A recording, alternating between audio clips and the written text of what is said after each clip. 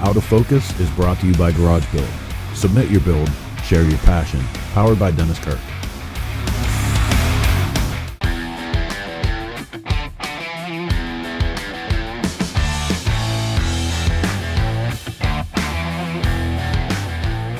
My name is David Zemla. I am from Southwest Wisconsin. I run the marketing team at S&S Cycle, which kind of gives me a fun opportunity to work on motorcycles. So the bike with me here it was my entrance into the 100-day Sportster throwdown that we did this past winter. It's kind of our jam. Every winter we build a bunch of bikes, kind of keep us from killing each other. This year, one of our guys dreamt up this Sportster competition, and we started with early 90s Sportsters, all three of them pretty rough. This one being probably the roughest when it first started. The frame was actually rusty. Before I got a chance to pick the bike up, Cody had stolen parts off of it. So I started with most of a Sportster. I had a plan to do kind of a low buck, easy build.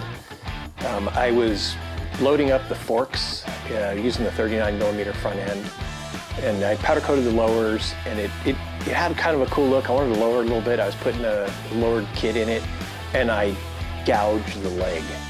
I was so mad at myself. I powdered for a day, couldn't decide what to do.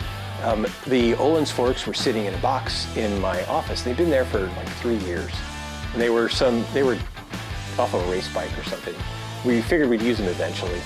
And you know what? I bet that would be really cool. It really changes. You change the fork, it really changes your bike. Brock's turns out makes triple trees to bolt a 55mm Öhlins front ends to a Sportster. Like, who would have guessed that? So I talked to Brock, and he's all, let me send you a set, try them. Well, I am forever grateful, man. So, and they're gorgeous, right? The trees are probably worth more than the bike was. The forks definitely are. The end result completely changed the direction of the bike. Like, we went from just a simple kind of street trackery type thing to probably off the chart silliness, like who would ever do this to a Sportster? So Lyndall wheels, that's a hooligan wheel. So the really cool wheels, matched sprocket, matched disc. So it's such a neat setup. No Sportster is worthy of these wheels. PM, we had a set of radial calipers that were going to go on a bagger, and we ended up not using them, so they're sitting on a shelf. So I'm like, well, you got Öhlins forks, needs a radial caliper.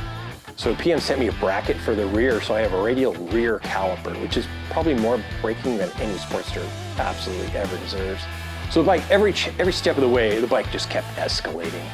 It was 883. Obviously it's S&S, right? We couldn't leave it that way. So it has a hooligan kit in it, so it's a 1200cc big bore kit. I don't remember which cams. I think I'm 492 cams. Don't quote me on that. So it'll have a good motor. It's obviously it's an e-carb, you know, because that's us. It's our tap. It's a bunch of other parts of ours that are inside of it. The motor was actually blonde, so I took it all apart, powder coated it. Secretly, I actually rattle canned the case. I didn't take the case out of the frame, so don't tell anybody that. The rest of it's all powder coat. I needed a little bit of gold to tie to the forks, so we actually found some Cool Kid gold pegs, and it's actually a really close match. It's all boosted Brad, right? Yeah. So he doesn't eat stuff. And he calls it honey gold. It's a dead match for the Öhlins stuff, which is kind of cool. The ODI sent me a set of bars that are, I needed something with a little bit of rise. I hate pullback. I don't like bent wrists. So I wanted something that just kind of puts you in that right position, and this like almost motocross bike style with a little bit of width. And they're so perfect. And they're pre-drilled. They're aluminum, but they're pre-drilled for internal wiring. The wiring just dropped in, fell out the bottom. So it made it a lot easier. And it's ODI clamps as well. I've got Biltwell grips on it, although I'm still experimenting with grips. It was actually, the inspiration came, my oldest son sent me a picture of it would have been like a 70s Honda, almost a Dream, like the classic flat seat Hondas, not a 750, a smaller one. And it had kind of this vibe to it. So I kind of like that feel. I always loved trackery type things. So this one it was inspired by that. The wheels had a wheel size because these wheels were actually sitting in our annex. like they were there for something else. So I'm stuck with wheels, 16, 19. So I'm like, okay, I'm not gonna hit anybody up for wheels. They're ridiculously expensive. The tank is actually it's an Amazon pile of crap. Yeah, I bought it just to kind of size it up, thinking, okay, I'll probably find a really good tank, because it was $60 on Amazon. And I literally started cutting it up and doing a shape. I had to cope it, you know, for the rocker. I had to change all kinds of stuff. The rear of the tunnel is actually raised an inch. I cut this tank so many different times, and it's paper thin metal. It was not a good tank. So I don't weld terribly well. I only MIG, and you know, MIG and super thin sheet metal are not friends. So I made kind of a mess, and then I figured it out a little bit, and then I coated the interior with Port 15 just to make sure, and it worked out. But it is a $60 Amazon tank. Yeah, which is ironic because it sits behind $1,500 Öhlins forks that are held on by probably a $700 set of triple trees. Yeah. The next move was a pipe. So I had a set of headers that I kind of liked the shape of, but I didn't want a long pipe, and we don't make anything for the early sporties. So I took one of our Super Street pipes, which was probably off of a soft tail, and just cut the hell out of it. Made my own baffle and set it all up, and it seems to have worked pretty well. I used the bracket off the original pipe. The brake obviously is factory stuff, you know, tied to the radial caliper. The controls are actually off of my Dyna. So I'm screwing around with levers right now. I need a gold, cool looking lever. I haven't found anything. The mirrors are Moto Gadget, and they were sent to us for the Death Tracker build that I did a couple years ago, which was a kind of over the top Sportster as well. And I didn't use them on the bike, so they sit around there just so neat. They're so kind of clean and simple. So and I wanted to, like this, I built the bike to be a rider. Like I really wanted to be able to ride it, so I actually like mirrors. And I know that's not cool kid chopper, but I really like mirrors. The headlight is an Amazon LED kind of crappy thing. The clamps are probably Amazon crappy things. You know, they worked really well, held it up. It had that kind of classic-y Honda-ish feel. So I don't know if I'm allowed to say that about a Sportster.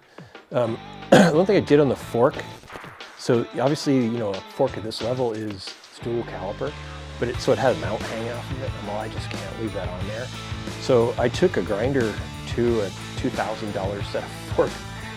So that was like a moment, like where you just went, here it goes, man.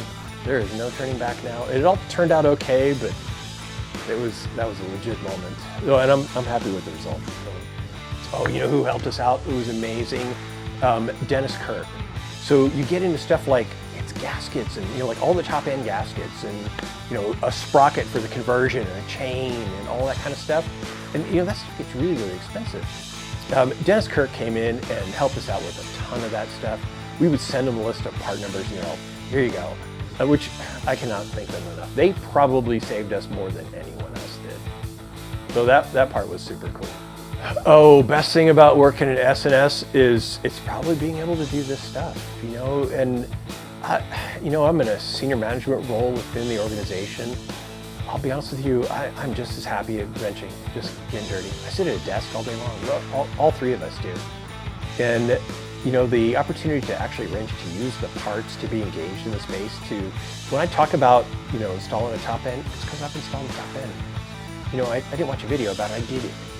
You know, so I think that's really meaningful, and I think that it is the best part of it, and I think it's also, you know, it's why we're successful at what we do, why we can speak with authority about the parts, because we've installed them, we've touched them, we've worked with them. In some cases, we helped design them. My name is David Zemla. I'm from S&S Cycle, and you are watching Shop Talk.